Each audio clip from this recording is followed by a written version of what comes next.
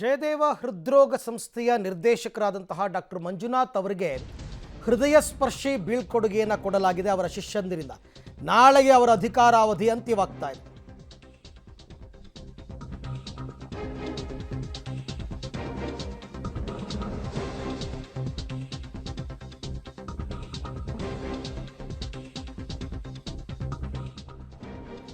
ಜಯದೇವ ಹೃದ್ರೋಗ ಸಂಸ್ಥೆಯ ಡೈರೆಕ್ಟರ್ ಆಗಿದ್ದ ಡಾಕ್ಟರ್ ಮಂಜುನಾಥ್ ಅವರ ಅಧಿಕಾರಾವಧಿ ನಾಳೆಗೆ ಮುಕ್ತಾಯ ಆಗ್ತಾ ಇದೆ. ಹಾಗೆ ನೋಡೋಕೆ ಹೋದರೆ ಅವ್ರದ್ದು ಯಾವಾಗಲೂ ಮುಗೀತು, ಎಕ್ಸ್ಟೆಂಡ್ ಮಾಡಿ ಮಾಡಿ ಮಾಡಿ ಮಾಡಿ ಮಾಡಿ ಕೊನೆಗೆ ಇಲ್ಲಿಗೆ ಬಂದಿದೆ. ಈಗ ನಾಳೆ ಅವರ ಅಧಿಕಾರಾವಧಿ ಮುಕ್ತಾಯ ಆಗ್ತಿದೆ. ಹಾಗಾಗಿ ಅವರಿಗೆ ಹೃದಯ ಸ್ಪರ್ಶಿ ಬೀಳ್ಕೊಡುಗೆಯನ್ನು ಸಿಬ್ಬಂದಿಗಳು ಕೊಟ್ಟಿದ್ದಾರೆ. ಅವ್ರು ಹೇಳಿದರು, ಜಯದೇವವನ್ನು 5 ಸ್ಟಾರ್ ಮಾಡಬೇಕು ಅಂತಕ್ಕಂಥ ಆಸೆ ಇತ್ತು ನನಗೆ, 100ಕ್ಕೆ 100 ಅದು ಈಡೇರಿದೆ, ನನಗೆ ಆತ್ಮತೃಪ್ತಿ ಇದೆ ಅಂತ ಹೇಳ್ಕೊಂಡಿದ್ದಾರೆ. ಚಂಡೆ ಮದ್ದಳೆ ಪುಷ್ಪವೃಷ್ಟಿಯ ಮುಖಾಂತರ ಡಾಕ್ಟರ್ ಮಂಜುನಾಥ್ಗೆ ಭಾವುಕ ಬೀಳ್ಕೊಡುಗೆ. ಆಸ್ಪತ್ರೆ ಅಂದರೆ ನಮಗೆಲ್ಲರಿಗೂ ನೆನಪಾಗೋದೇ ಡಾಕ್ಟರ್ ಮಂಜುನಾಥ್ ಸರ್ ಇವತ್ತು ನಿವೃತ್ತಿಗೊಳ್ತಿದ್ದಾರೆ. ಇವತ್ತು ಆ ಹಿನ್ನೆಲೆಯಲ್ಲಿ ಬೀಳ್ಕೊಡುಗೆ ಸಮಾರಂಭ ಕೂಡ ಏರ್ಪಡಿಸ್ಕೊಂಡಿದ್ದಾರೆ. ಮೊದಲಿಗೆ ಸರ್ ಸತತ 18 ವರ್ಷಗಳ ಕಾಲ ಜಯದೇವ ಆಸ್ಪತ್ರೆ ಅಂದಿದ ತಕ್ಷಣ ಎಲ್ರಿಗೂ ನೆನಪಾಗೋದೇ ಡಾಕ್ಟರ್ ಮಂಜುನಾಥ್ ಸರ್ ಇದ್ದಾರೆ. ಪ್ರಾಣ ಉಳಿಸ್ತಾರೆ, ಹೃದಯಗಳನ್ನ ಕಾಪಾಡ್ತಾರೆ ಅಂತ. ಇವತ್ತು ಆ ವೃತ್ತಿಯನ್ನು ಜಯದೇವ ಆಸ್ಪತ್ರೆಯಲ್ಲಿ ನೆಲೆಸ್ತಿದ್ದೀರಾ. ಈ ಸಂದರ್ಭದಲ್ಲಿ ಮೊದಲ ಮಾತು. ಇವಾಗ ನಾವು ಜಯದೇವ ಹೃದ್ರೋಗ ಆಸ್ಪತ್ರೆಯನ್ನು ಜನರ ಆಸ್ಪತ್ರೆಯನ್ನಾಗಿ ಮಾಡಿದ್ದೇವೆ. ಇವತ್ತು ಹಣ ಇರಲಿ ಇಲ್ಲದೇ ಇರಲಿ, ಡಾಕ್ಯುಮೆಂಟ್ಸ್ ಇರಲಿ ಇಲ್ಲದೇ ಇರಲಿ, ಇನ್ಶೂರೆನ್ಸ್ ಇರಲಿ ಇಲ್ಲದೇ ಇರಲಿ, ಪ್ರತಿಯೊಬ್ಬರಿಗೂ ಗುಣಮಟ್ಟದ ಚಿಕಿತ್ಸೆಯನ್ನು ಕೊಡತಕ್ಕಂಥ ವ್ಯವಸ್ಥೆಯನ್ನು ಮಾಡಿದ್ದೇವೆ.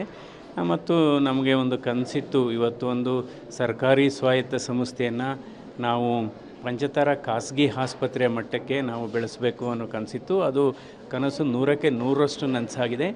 ಇವತ್ತು ಜಯದೇವ ಹೃದ್ರೋಗ ಆಸ್ಪತ್ರೆನ ಕೆಲವರು ಇದನ್ನು ಖಾಸಗಿ ಆಸ್ಪತ್ರೆ ಅಂತಲೇ ಎಷ್ಟೋ ಜನ ಭಾವಿಸಿದ್ದಾರೆ.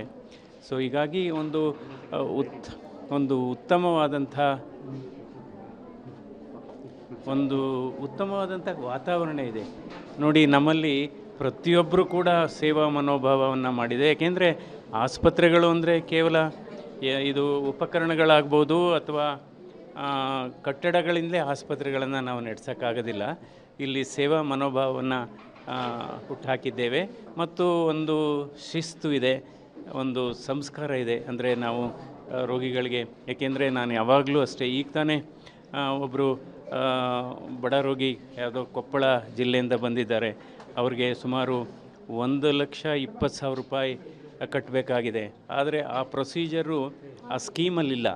ಆ ಪ್ರೊಸೀಜರ್ ಏನಿದೆ ಆ ಸ್ಕೀಮಲ್ಲಿಲ್ಲ. BPL ಸ್ಕೀಮಲ್ಲಿ ಆ ಪ್ರೊಸೀಜರ್ ಇಲ್ಲ, ಅದು ಇನ್ಕ್ಲೂಡ್ ಆಗಿಲ್ಲ. ಸೊ ರೂಲ್ ಬುಕ್ ಹೇಳುತ್ತೆ ಆ ಸ್ಕೀಮಲ್ಲಿ ಮಾಡೋಂಗಿಲ್ಲ ಅಂತ, ಆದರೆ ಮಾನವೀಯತೆ ಬುಕ್ ಹೇಳುತ್ತೆ ಅದನ್ನು ಮಾಡಬೇಕು ಅಂತ. ಸೊ ಆಯಿತು, 1,20,000 ರೂಪಾಯಿನ ಅವನು ಏನೂ ಇಲ್ಲ ಪಾಪ, ಅವನು ಬಂದಿದ್ದಾನೆ. ಅವನು ಹೇಳ್ತಾನೆ, ಸರ್ ನೀವು ಮಾಡದೇ ಇದ್ದರೆ ನಾವು ಕಾರಲ್ಲಿ ಏನೋ ಒಂದು 20,000 ರೂಪಾಯಿ ಬಾಡಿಗೆ ಕೊಟ್ಟು ಕರ್ಕೊಂಬಂದಿದ್ದೀವಿ ಅವನ್ನ. ಸೊ ಅದೇ ಕಾರಲ್ಲಿ ಹೋಗಿ ಅಂತ್ಯಕ್ರಿಯೆ ಮಾಡ್ತೀನಿ ಅಂತ ಅವನು. ಸೊ ಅದಕ್ಕೋಸ್ಕರ ಮಾನವೀಯತೆಯ ಬುಕ್ಕೇ ಬಹಳ ಮುಖ್ಯ. ಸೊ ಹೀಗಾಗಿ ಇವತ್ತು ಜಯದೇವ ಹೃದ್ರೋಗ ಸಂಸ್ಥೆ ಇಡೀ ದಕ್ಷಿಣ ಏಷ್ಯಾದಲ್ಲೇ ಅತಿ ದೊಡ್ಡ ಹೃದ್ರೋಗ ಸಂಸ್ಥೆಯಾಗಿ ಹೊರಹೊಮ್ಮಿದೆ. ಸೊ ಇದು ಒಂದು ಯುಗ ಅಂತಲೇ ಹೇಳ್ತಾರೆ ಕೆಲವರು, ಬೆಳಗ್ಗೆಯಿಂದ ಅದೇ ಹೇಳ್ತಾ ಇದ್ದಾರೆ, ಒಂದು ಅಧ್ಯಾಯ ಇದು. ಸೊ ಅಂದರೆ ಒಂದು ಸರ್ಕಾರಿ ಆಸ್ಪತ್ರೆನ ಈ ರೀತಿ ಮಾಡಲಿಕ್ಕೆ ಸಾಧ್ಯವ ಅನ್ನೋ ಮಟ್ಟಕ್ಕೆ ಇದು ಬೆಳೆದಿದೆ. ಇದಕ್ಕೆ ಎಲ್ಲರ ಸಹಕಾರವೂ ಇದೆ. ಇದಕ್ಕೆ ಸರ್ಕಾರದ ಸಹಕಾರ ಇದೆ, ದಾನಿಗಳ ಸಹಕಾರ ಇದೆ, ನಂತರ ಜನರ ಸಹಕಾರ ಇದೆ ಮತ್ತು ಮಾಧ್ಯಮದ ಸಹಕಾರ ಕೂಡ ಇದೆ. ನೀವೆಲ್ಲ ನಾವು ಮಾಡಿರತಕ್ಕಂಥ ಒಳ್ಳೆಯ ಕೆಲಸಗಳನ್ನು ಜನರಿಗೆ ತಲುಪಿಸ್ತಾ ಇದ್ದೀರಾ ಮತ್ತು ಹೃದ್ರೋಗದ ಬಗ್ಗೆ ಮಾಹಿತಿ ಕೊಡ್ತಾ ಇದ್ದೀರಾ. ಸೊ ಇದೆಲ್ಲ ಸೇರಿ ಒಟ್ಟಾರೆ ನಾವೆಲ್ಲ ಒಟ್ಟಿಗೆ ಇದು ಮಾಡಿದ್ದೀವಿ. ಅಂದರೆ ಇದೊಂದು ದೊಡ್ಡ ಪಯಣ ಅಂತಲೇ ಹೇಳಬೇಕಾಗುತ್ತೆ. ನಾನು ಇವತ್ತು ನನ್ನ ಆಸೆ ಅದೇ ಆಗಿತ್ತು, ಹಾಗೇ ಇದೆ. ಬರತಕ್ಕಂಥ ರೋಗಿಗಳು ನೊಂದು ಬಂದಿರ್ತಾರೆ, ಅವ್ರನ್ನ ನೋಯಿಸಬಾರ್ದು. ಸೊ ಅದಕ್ಕೋಸ್ಕರ ಯಾವುದೇ ಚಿಕಿತ್ಸೆಯಿಂದ ವಂಚಿತರಾಗ್ಬೋದು ಬಾರ್ದು. ಯಾಕೆಂದರೆ ಮೊದಲು ಒಂದು ಕಾಲ ಇತ್ತು, ಈ ಮೇ ಬಿ ಒಂದು 20 ವರ್ಷ 25 ವರ್ಷದಿಂದ ಏನಾದರೂ ಹೃದ್ರೋಗ ಬಂದರೆ ಅದೇ ಇನ್ನೇನು ಕೊನೆ, ಇನ್ನೇನು ಬದುಕೋದೇ ಇಲ್ಲ ಅನ್ನೋ ಸ್ಥಿತಿಲಿತ್ತು. ಇವತ್ತು ಆಗಿಲ್ಲ. ಇವತ್ತು ಜಯದೇವ ಹೃದ್ರೋಗ ಆಸ್ಪತ್ರೆಗೆ ಸೇರಿದರೆ ಡೆಫಿನೆಟಾಗಿ ವಾಸಿಯಾಗುತ್ತೆ ಅನ್ನೋ ವಿಶ್ವಾಸ ಜನರಲ್ಲಿದೆ. ಆ ವಿಶ್ವಾಸವನ್ನು ನಾವು ಹುಟ್ಟುಹಾಕಿದ್ದೇವೆ.